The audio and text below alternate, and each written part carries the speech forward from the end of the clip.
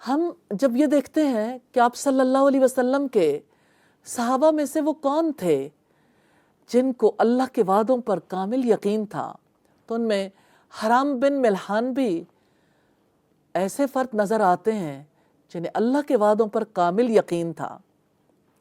سیدنا انس رضی اللہ تعالیٰ عنہ نے بیان کیا کہ بنو سلیم کے 70 آدمی جو قاری تھے بنو عامر کے یہاں رسول اللہ نے بھیجے۔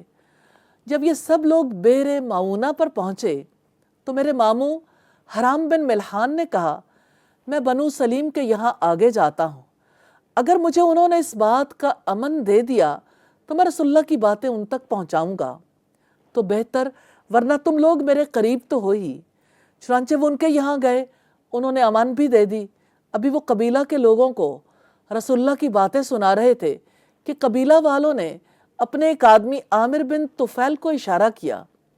اس نے سیدنا حرام کے جسم پر برچھا پیوست کر دیا جو آر پار ہو گیا۔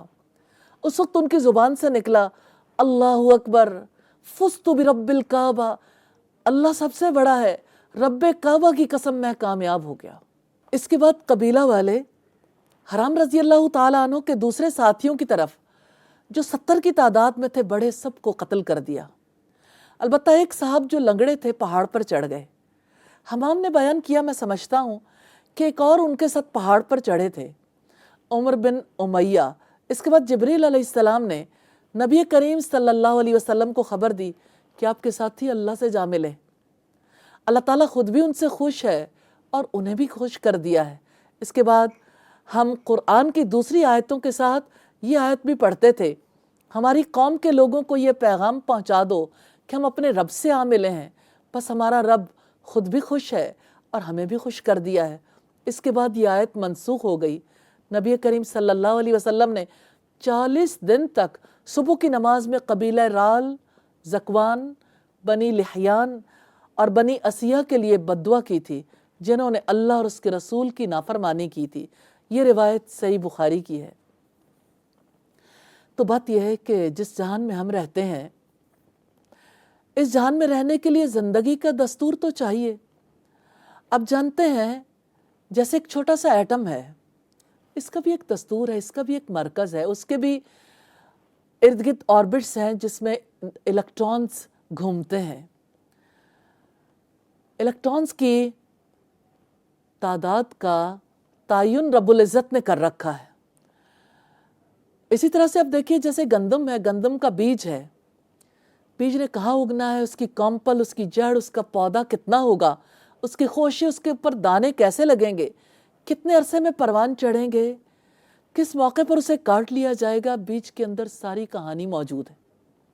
یہ عقیدہ، یہ یقین بیج ہے۔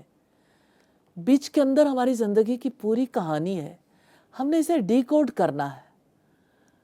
عقیدہ جہان میں رہنے کا طریقہ ہے، زندگی بسر کرنے کے طریقے میں پہلا طریقہ ہماری سوچ اور ہماری فکر اللہ رب العزت کی ذات پر یقین کے ساتھ آگے بڑھتی ہے اور اس کا اثر ہماری زندگی میں آتا ہے۔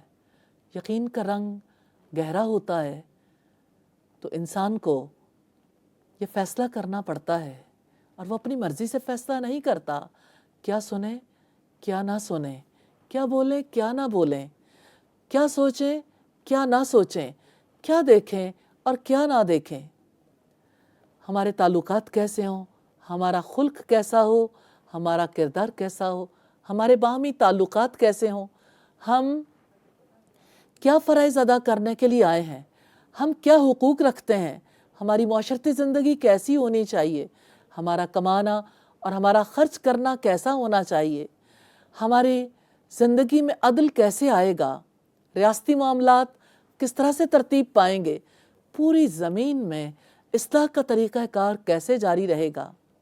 اللہ تعالیٰ کی کتاب ہماری زندگی کی کتاب ہے۔ اللہ تعالیٰ کی کتاب اللہ تعالیٰ کی ذات پر یقین کا راستہ دکھاتی ہے، اللہ کے وعدوں پر یقین کرنا سکھاتی ہے، یہ ہمیں زندگی کا راستہ دکھاتی ہے، اس پر چلاتی ہے۔ یہ قرآن ہماری زندگی کا دستور ہے، یہ قرآن ہماری زندگی کے لیے رہنما ہے۔ یہی قرآن بتاتا ہے سیدھا راستہ کیا ہے، ہمیں اس راستے پر کیسے چلنا ہے۔ تو یہ راستہ یقین کا ہے، اللہ کی ذات پر یقین کہ وہ نفع اور نقصان کا مالک ہے، اور جسے وہ کچھ دینا چاہے اس سے کوئی روک نہیں سکتا، اور جس سے وہ روکنا چاہے اسے کوئی دے نہیں سکتا۔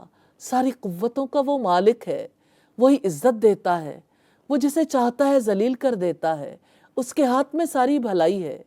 اللہ کی ذات پر یقین کے ساتھ ہم اپنی زندگی کی کوالٹی کو بہتر بنا سکتے ہیں، اور ہم اپنے حقیقی گھر جنت تک جانے کے لیے اس زندگی میں بہترین اعمال کرنے کے قابل ہو سکتے ہیں۔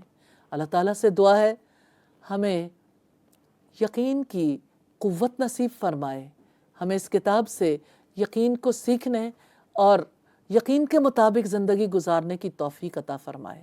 وآخر دعوانا ان الحمد للہ رب العالمین۔